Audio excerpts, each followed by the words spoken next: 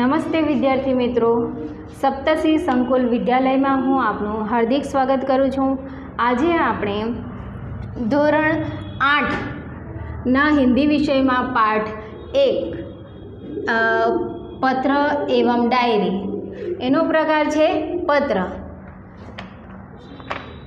એ જોઈશું। हम अपने सगे संबंधी मित्रों, परिवारजनों तथा बड़े बड़े अधिकारियों को पत्र द्वारा उनसे बातचीत कर सकते हैं।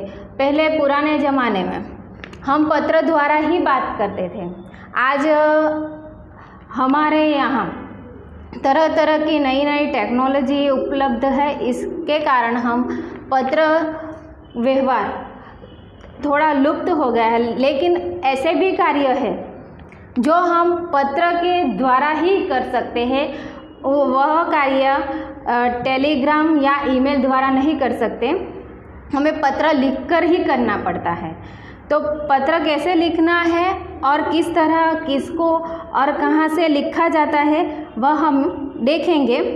तो और पत्र से हमें कौन कौन सी सुविधाएं, कौन कौन से लाभ और कैसे लिखते हैं वह देखेंगे।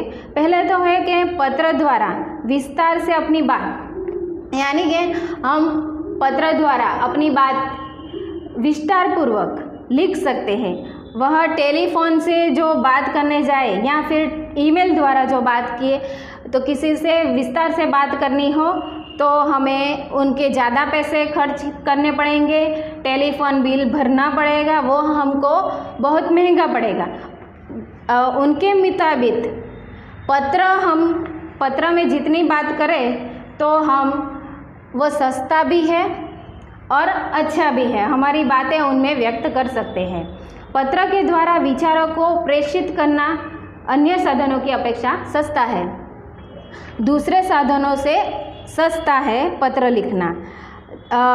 अधिकारियों तक अपनी बात पहुंचाने, शिकायत करने, आवेदन या प्रार्थना आदि के लिए हमें केवल पत्रों का ही सहारा लेना पड़ता है। बड़े बड़े कार्यालयों में अधिकारियों तक हमारी बातें पहुंचाने के लिए, जैसे कि हमारे घर बिजली कट गई है, मोहल्ले में गंदगी फैली हुई है, वहाँ नियमित रूप से सफाई नहीं हो रही है, तो हम वहाँ अधिकारियों को हम पत्र लिखकर हमारी बातें बता सकते हैं। निमंत्रण पत्र, पहला है निमंत्रण पत्र।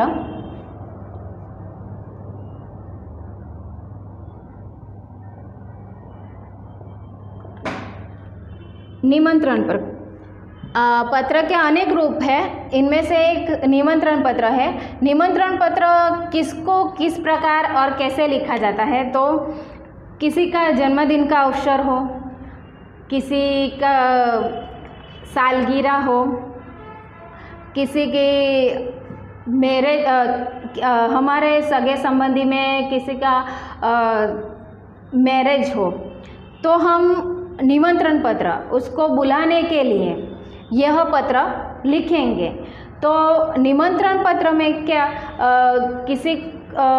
कैसे लिखते हैं, तो पहले तो यहाँ पे हम पता लिखेंगे। जो लिख रहा है उनका पता होगा, तो आप लिख रहे हैं तो आपका पता यहाँ होना चाहिए।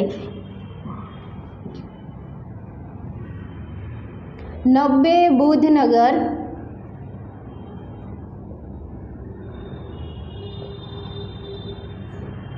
सोसाइटी,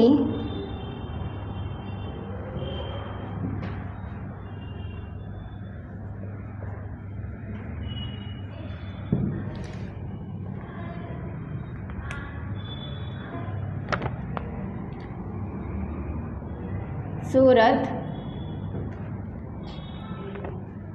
फिर यहाँ पे आएगा दिनांक, यानी कि तारीख। जिस तारीख को आप पत्र लिख रहे हैं वही तारीख यहाँ पे आपको लिखनी है। तो यह पत्र 8 अगस्त को लिखा गया था।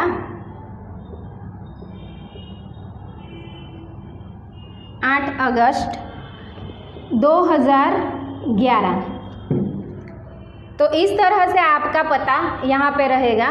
पहले आपका पता लिखेंगे, फिर यहाँ पे दिनांक लिखेंगे, फिर इधर होगा संबोधन। आप किसको पत्र लिख रहे हैं? मित्र को लिख रहे हैं, तो यहाँ पे आएगा प्रिय मित्र, और मित्र के बाद जो आप जिसको लिख रहे हो उनका नाम।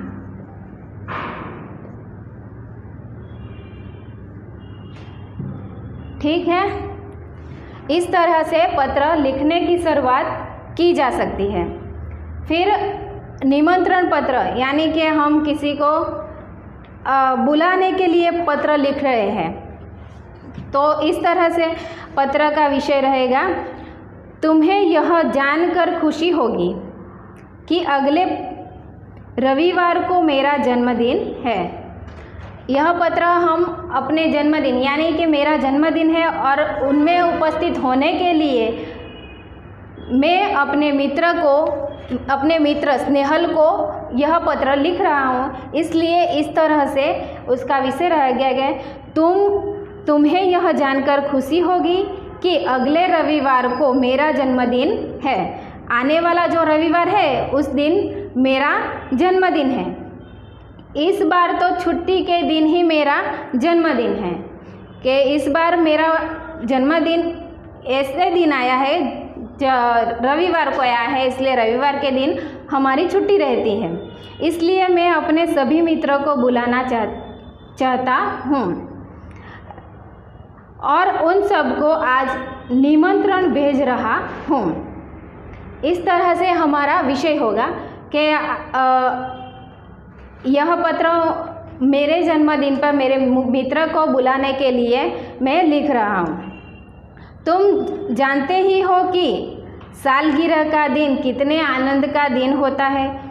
उस दिन हमारे कई रिश्तेदार भी यहाँ आएंगे। बिपिन, साजिद, प्रशांत, सानिया आदि सब अवश्य आएंगे। मैं चाहता हूँ कि तुम भी उस दिन आओ। यदि तुम नहीं आओगे तो हम सबको बुरा लगेगा। हम तो उस दिन सारा समय आनंद में बिताना चाहते हैं। दिन भर भोजन, जलसा, खेल आदि होगा और रात को सिनेमा देखने भी जाएंगे। मुझे आशा है कि इस अवसर पर तुम जरूर आओगे और मेरा उत्साह और आनंद बढ़ाओगे। इस तरह से हम निमंत्रण पत्र अपने मित्र को लिख सकते हैं। तुम्हारे माता पिता को सादर प्रणाम। छोटे भाई कमल और बहन संगीता को प्यार। तुम्हारे आगमन की प्रतीक्षा करूँगा। फिर बाद में हमारा विषय जो है वो लिख कर बाद में हम अपने अभिव्यक्ति करेंगे। अभिव्यक्ति के तौर पर हम अपने बड़े यानी कि माता पिता को सादर प्रणाम लिखेंगे। फिर उन छोटे भाई बहन को प्यार देंगे और उनको आने के लिए आग्रह करेंगे। फिर बाद में लिखेंगे तुम्हारा मित्र। यहाँ पे नीचे आएगा मित्र। पत्र किसने लिखा है? मैंने लिखा है। मेरा जन्मदिन है इसलिए मैंने लिखा है। तो यहाँ पे तुम्हारा मित्र। फिर नीचे की साइड में यहाँ पे किसका नाम आएगा? तो जिसने पत्र लिखा है उसका नाम आएगा। मैंने लिखा है तो मेरा नाम यहाँ पे आना चाहिए।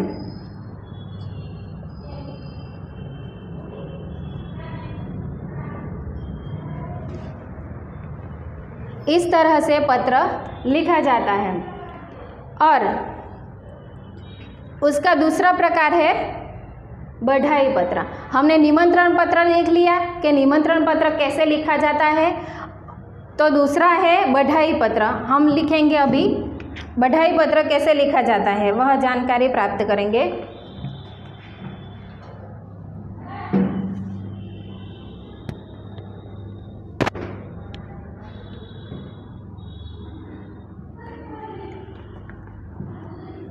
दूसरा है बधाई पत्र। बधाई यानी कि शुभेच्छा, किसी को शुभेच्छा देनी है तो यह पत्र हम लिख सकते हैं। किसी के जन्मदिन की शुभेच्छा, किसी की सालगिरह की, और किसी के महाकुंभ या किसी भी समारोह में जो आगे आया हो उसको बधाई देने के लिए हम यह पत्र लिख सकते हैं। जैसे कि सालगिरह, किसी की सालगिरह है तो यह पत्र लिखेंगे। तो पहले तो मैंने आपको बताया है कि यहाँ पे आपका पता आएगा। पता कैसे लिखना है आपको सभी को पता है। पहले पता लिखेंगे, फिर दिनांक लिखेंगे, फिर संबोधन करेंगे। सहप्रेम स्मरण, कल ही तुम्हारा पत्र मिला और हम सब बहुत खुश हुए। तुम्हारी सालगिरह पर हमें तुम्हारा पत्र मिला और यह जानकर विशेष प्रसन्नता हुई कि कल ही तुम्हारी सालगिरह है। इस तरह हम विषय लिखेंगे। दर्शना को भी सुबह स्कूल जाना पड़ा और वह तो है कि छोटी बहन, इसी कारण घर का बोझ मुझ पर ही है। तुम ही कहो यह सारा बोझ किसको सौंप दूँ। मेरे दिल में तो बहुत होता है कि इस शुभ अवसर पर उड़कर तुम्हारे पास आऊं, परंतु घर की स्थिति का विचार करके विवश हो जाती हूँ और मन करते हुए भी नहीं आ सकता। हमारी यहाँ पे हम अपनी दिलगिरी व्यक्त कर पत्र लिख रहे हैं। तुम तो अब 1 साल बड़े हो गए हैं। इस अवसर पर मैं तुम्हें बधाई क्यों न दूँ। मैं तो चाहता हूँ कि बार बार तुम्हारी सालगिरह आए करे और हमें खुशियाँ मनाने का मौका मिले। इस मंगल अवसर पर उपस्थित न रहकर मेरे दिल में तुम्हारे लिए शुभकामनाएं हैं। मैं चाहता हूँ कि ईश्वर तुम्हें चिरंजीव रखे और तुम्हारा नया वर्ष शुभदायी हो। इस तरह हम विषय की शुरुआत करेंगे। फिर मैंने बताया कि यहाँ पे तुम्हारे मित्र, इस तरह संबोधन करोगे कि तुम्हारा मित्र, फिर अपना नाम आएगा। इस तरह तीसरा पत्र है आश्वासन पत्र। किस तरह लिखना है वो तो आपको पता ही है। आश्वासन पत्र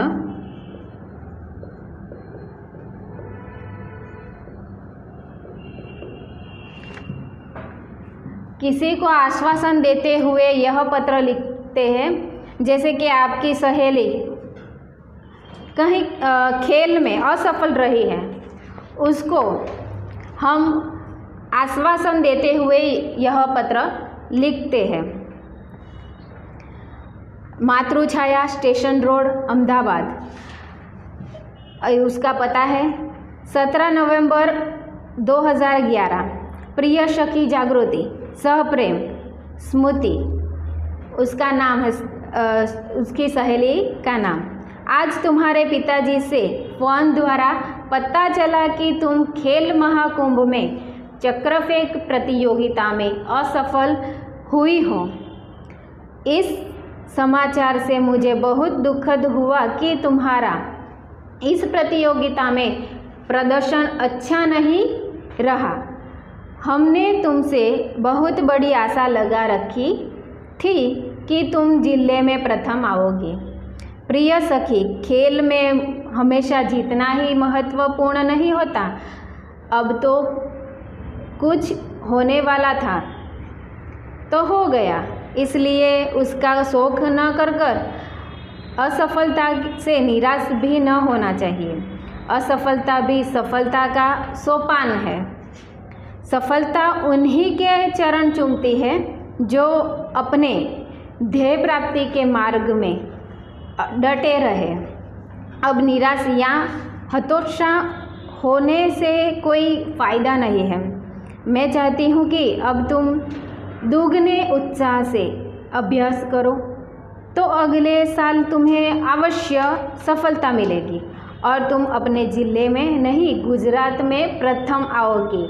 मुझे आशा है कि तुम मेरी बात मानोगी और अपने कार्य में मना योग से लग जाओगे।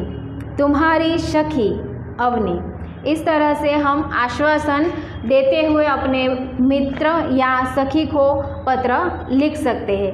हम पत्र का दूसरे भी कई प्रकार है, लेकिन हम अगले लेक्चर में यह पत्र का जो दूसरा विभाग है वह देखेंगे। अस्तु।